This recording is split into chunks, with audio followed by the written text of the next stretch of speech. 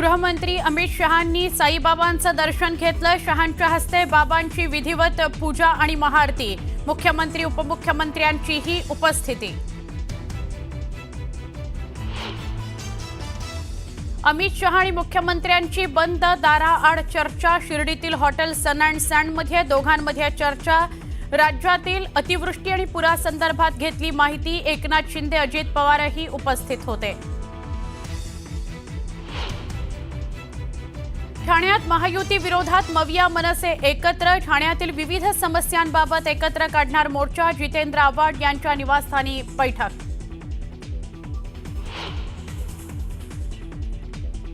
पुण्यातील Porsche car अपघात प्रकरणात अग्रवाल कुटुंबाचं महाबळेश्वरमधील हॉटेल पुन्हा अग्रवालांच्या ताब्यात। राजकीय दबावानंतर महाबळेश्वरमधील शासकीय जागेवरचं हॉटेलचं सील काढल्याची जोरदार चर्चा। मालेगावात काँग्रेस आणि समाजवादी पार्टीच्या कार्यकर्त्यांमध्ये तुफान राडा। दोन्हीकडच्या कार्यकर्त्यांचा एकमेकांवर लाठ्याकाठ्यांनी हल्ला। 4 जण जखमी, दोघांची प्रकृती गंभीर। बुलडाण्याच्या बावनबीर गावात देवीच्या विसर्जन मिरवणुकीत दगडफेक। 2 गटातील राड्यात 20 ते 25 जण जखमी। गावात संचारबंदी। नाशकात गुन्हेगारांसह 500हून अधिक टवाळखोरांची धरपकड। वाढत्या गुन्हेगारीच्या पार्श्वभूमीवर कारवाई। उद्यान परिसरात मद्यपान, टवाळखोरी करणाऱ्यांना चाप।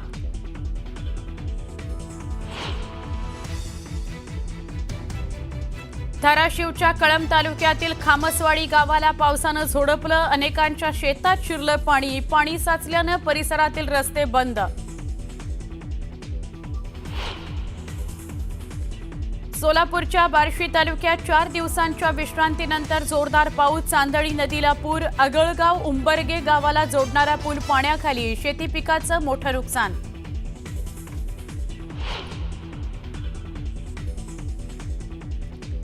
रायगड पोलिसांकडून बनावट नोटा बनवणाऱ्या कारखान्यावर कारवाई। 12 लाख रुपयांच्या बनावट नोटा पोलिसांकडून जप्त। आरोपी भूषण पतंगेला ठोकल्या बेड्या।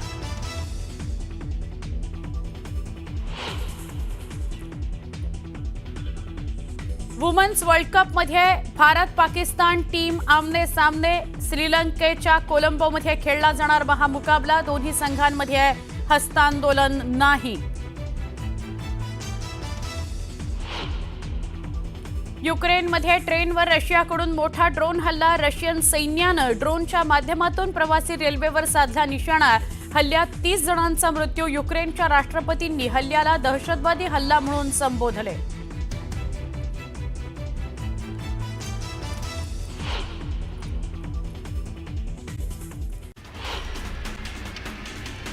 चार दिवसांच्या विश्रांतीनंतर सोलापुरातील बार्शी तालुक्यामध्ये दमदार पावसानं हजेरी लावली आहे। आगळगाव येथून वाहणारी चांदणी नदी ओव्हरफ्लो झाली आहे। त्यामुळे नदीवरील पुलही पाण्याखाली गेलेत आणि उंबरगे पुलावरून जाणारी वाहतूकही ठप्प झाली आहे। धाराशिव जिल्ह्यातील कळंब आणि वाशी तालुक्याला जोरदार पावसानं झोडपलंय। खामसवाडी, मोहा, मंगरुळ, निपाणी आणि वाटोळा या परिसरामध्ये ढगफुटी सदृश्य पावसानं हजेरी लावली। त्यामुळे शेतांना तळ्याचं स्वरूप प्राप्त झालंय। कळंब तालुक्यामध्ये झालेल्या मुसळधार पावसामुळे निपाणी शिवारात दूध घेऊन जाणारा शेतकरी पुराच्या पाण्यात वाहून गेलाय। शेतात दूध आणण्यासाठी गेला असता पाण्याचा अंदाज न आल्यानं शेतकरी वाहून गेलाय। युद्ध पातळीवर या शेतकऱ्याचा शोध सुरू आहे। धाराशिव जिल्ह्यातील भूम आणि कळंब, वाशी तालुका परिसराला पावसानं झोडपलं। कळंब तालुक्यामध्ये पडलेल्या मुसळधार पावसामुळे रस्त्यांवर पाणी साचलंय। भूम तालुक्यामध्ये गावातल्या रस्त्यांवर पाणी आलं होतं, तर या मुसळधार पावसामुळे शेतीला फटका बसला।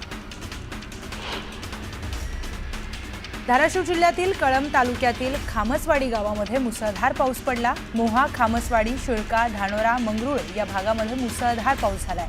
या पावसामुळे अनेकांच्या शेतात पाणी शिरलं, तर पाणी साचल्यामुळे काही भागातील रस्ते बंद झाले।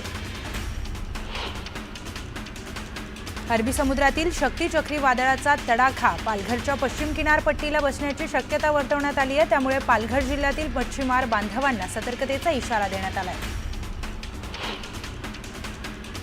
माणगाव तालुक्याच्या पन्हाळघर झोरेवाडीमध्ये अचानक ढगफुटी सदृश्य पाऊस झाला, त्यामुळे येथील नदी नाल्यांनी पुन्हा अक्राळ विक्राळ रूप धारण केले। त्याचाच हा दुथडी भरून वाहत असतानाचा व्हिडिओ समोर आलाय। केंद्रीय सहकार राज्यमंत्री मुरलीधर मोहोळ यांनी साईबाबा मंदिरात दर्शन घेतलं। साईचरणी नतमस्तक होऊन मनोभावे साईबाबांची पूजा केली। भाजपचे प्रदेशाध्यक्ष रवींद्र चव्हाण देखील कार्यक्रमानिमित्त शिर्डीत उपस्थित आहेत। यावेळी त्यांनी साई मंदिरात साईबाबांचं दर्शन घेतलं। मीरा रोड येथील एका उच्चभ्रू सोसायटीमध्ये गरबा खेळत असताना अंडी फेकली असल्याचा प्रकार समोर आला होता। जेपी नॉर्थ सिटी सोसायटीमध्ये ही घटना घडली होती। दरम्यान या सोसायटीला मंत्री नितेश राणेंनी भेट देत कडक इशारा दिलाय। हिंदूंना पुन्हा त्रास झाला तर थैथयाट होईल असा इशारा राणेंनी दिला। 78 वर्षांनंतरही गोंदियातील चुमली या गावामध्ये जायला रस्ता किंवा पूल नाही, त्यामुळे अनेक नागरिकांचा मृत्यू देखील झालाय। नावेतून जीव मुठीत घेत नागरिकांना प्रवेश करावा लागतोय। वारंवार प्रशासनाकडे विनवणी करूनही दखल घेतली जात नसल्यानं ग्रामस्थ हैराण झाले। पुण्यातील श्रीमंत दगडूशेठ गणपती मंदिरात सुरक्षा यंत्रणांचं मॉक ड्रिल पार पडलंय। पुणे पोलीस आणि केंद्रीय यंत्रणांकडून हे मॉक ड्रिल करण्यात आलं। काल मध्यरात्री 1 वाजताच्या सुमारास हे मॉक ड्रिल करण्यात आलं। 2005 मध्ये स्थापन केलेले महाराष्ट्र राज्य फलोत्पादन आणि औषधी महामंडळ बंद करण्याचा निर्णय राज्य सरकारने घेतलाय।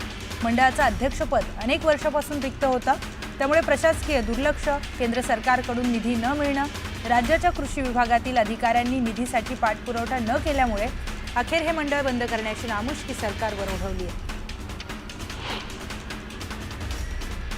नाशिक त्र्यंबकेश्वरमध्ये होणाऱ्या सिंहस्थ कुंभमेळ्यासाठीची पायाभूत सुविधांची सर्व कामे दर्जेदार आणि गतीने पूर्ण करण्यात यावीत असे निर्देश मुख्यमंत्री देवेंद्र फडणवीस यांनी दिले। नाशिकमधील नवीन रिंग रोडचं काम कोणत्याही परिस्थितीत पूर्ण करावं, तसेच साधूग्राम टेंट सिटीसाठीची भूसंपादनाची कामेही गतीने पूर्ण करावीत असे निर्देश देण्यात आले।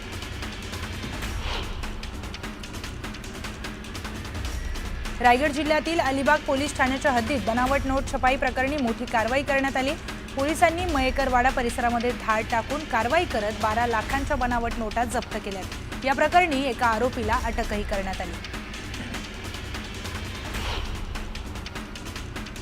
वर्ध्याच्या हिंगणघाटमध्ये दुर्गा मातेच्या विसर्जन मिरवणुकीदरम्यान 2 गटामध्ये वाद झाला होता। वाद सोडवायला गेलेल्या पोलीस कर्मचाऱ्यावर हातावर धारदार शस्त्राने वार करण्यात आला होता। या प्रकरणी 2 आरोपींना अटक करण्यात आली आहे। अमरावतीत घरफोडी करणाऱ्या आंतरराज्यीय टोळीला पोलिसांनी ट्रॅप लावून पकडलं। अमरावतीमधील 27 घरफोडीचे गुन्हे उघड करण्यात आले आहेत, तर त्यांच्याकडून सोनं आणि रोकड मिळून 21,36,000चा मुद्देमाल जप्त करण्यात आला। 15 नोव्हेंबर 2025 पासून टोल नाक्यांवर विना फास्टॅग किंवा टॅग अमान्य झाल्यावरही तुम्ही डबल टोल देण्यापासून वाचू शकता, कारण आता सरकारने या संदर्भामध्ये मोठा बदल करत नवीन नियम लागू करण्याची घोषणा केली आहे। आता यूपीआय पेमेंटने पैसे वाचणार आहेत। घाटकोपरमधील भीषण होर्डिंग दुर्घटनेनंतर अखेर राज्य शासनाने जाहिरात फलकांसाठी एकात्मिक धोरण तयार केलंय। नुकताच संबंधित समितीचा अहवाल स्वीकारला असून 21 मार्गदर्शक तत्वे निश्चित करण्यात आली आहेत। या नव्या नियमांनुसार आता होर्डिंगचा आकार, त्यांची जागा आणि सुरक्षितता याबाबत काटेकोरपणे अटी लागू होणार आहेत। शहरातील खड्डे दुरुस्ती हा फक्त पावसाळ्यापुरता मर्यादित विषय नसून संपूर्ण वर्षभर खड्डे बुजवण्याची जबाबदारी ठेकेदाराची आहे। त्यांनी कर्तव्यामध्ये दुर्लक्ष केल्यास कारवाई केली जाणार। महापालिकेने तक्रारीसाठी व्हॉट्सअप ॲप नंबर, दक्ष ॲप व ग्रीव्हन्स पोर्टलची सुविधाही उपलब्ध करून दिली आहे। खानपानाचा दर्जा सुधारण्यासाठी मध्य रेल्वे प्रशासनाने केलेले वेगवेगळे प्रयत्न आणि प्रयोग फळाला आले आहेत। त्यामुळे केटरिंगच्या माध्यमातून मध्य रेल्वेच्या नागपूर विभागाला गेल्या 6 महिन्यामध्ये तब्बल 5,36,00,000चा महसूल मिळाला। मुंबई महानगरपालिकेतील आरोग्य संस्थांमधील रेबीज प्रतिबंधक लसीकरण केंद्रे, लसीकरण आणि उपचार, लसीकरण मोहीम, रेबीज प्रतिसाद पथक, श्वान नियंत्रण युनिट, प्री एक्सपोजर आणि प्रोलिलॅक्सिस आदींची सद्यस्थिती आणि त्या अनुषंगाने आवश्यक तयारी याबाबत विचारमंथन करण्यासाठी महानगरपालिकेच्या रेबीज विषयक कार्यसमितीची बैठक पार पडली।